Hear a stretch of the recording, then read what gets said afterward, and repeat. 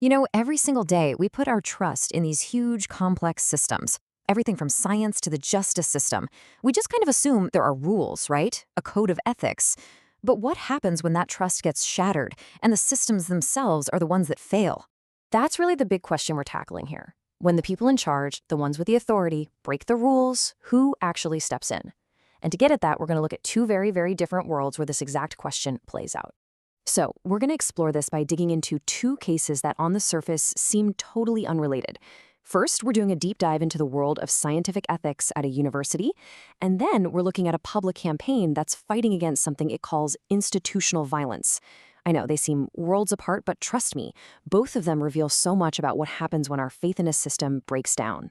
Okay, so first things first, let's talk about the foundation, our trust in these systems. It's not supposed to be blind. It's built on this bedrock of really clearly defined rules and professional codes.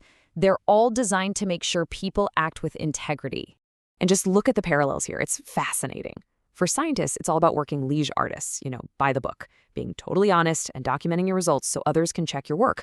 For state actors, people like judges or officials, it's about being impartial, doing your duty, following the rules. In both worlds, there's this formal promise of professional, ethical conduct. This is how things are supposed to work. But we all know that ideals are one thing and reality can be something else entirely. So what happens when these carefully written rules are actually broken, when power is misused? Let's take our academic example, plagiarism. I mean, this is a perfect illustration. It's a direct violation of that core promise of being strictly honest. It's fundamentally about misusing your intellectual authority and stealing credit for work that just isn't yours. And what's interesting is that even when this rule is broken, the system has a way to grade it. The university guidelines make a clear distinction between, say, a minor case, maybe you copied a few sentences and your citation was sloppy, and a major one, where whole chunks of text are just lifted without credit. So even failure has its own framework. But then, what happens when the breach of trust isn't about ideas on a page, but about real power over people's lives? This brings us to a much, much heavier concept from our second source, institutional violence. Suddenly, we're not talking about misquoting a source anymore. This is about people with state power, real power, breaking their own rules, violating laws, and maybe even human rights. The stakes are just profoundly different. And to really get how serious this is, just listen to this quote. The campaign presents it as a real-world example from a judge. Think about that. That's not a simple mistake. It's described as a direct threat, a raw, coercive use of power from someone whose entire job is to be impartial. It's chilling. And this isn't abstract. There is a very real human cost to all this. The campaign materials are crystal clear. This kind of pressure, this institutional abuse, it makes people sick. It can trigger deep psychological and even physical harm. We're talking about trauma that's inflicted not just by a single person, but by the very system that's supposed to protect you.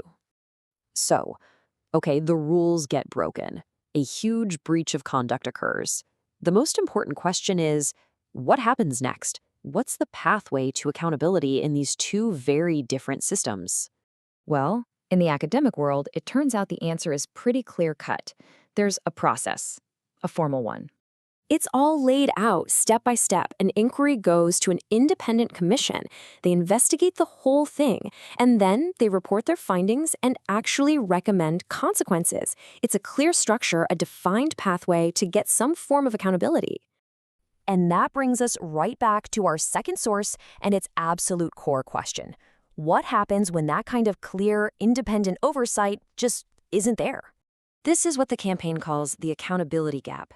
They argue that for something incredibly critical, like a psychological evaluation in a family court case, there's no independent body of experts to double-check it for mistakes.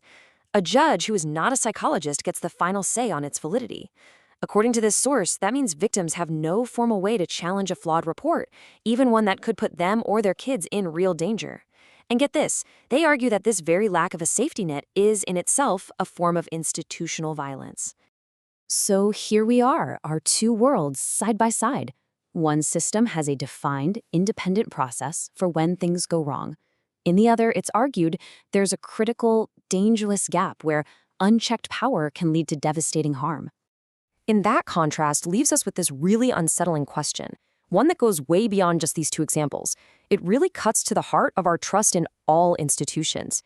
If the very systems that are meant to protect us are the ones that fail, who then protects us from our protectors?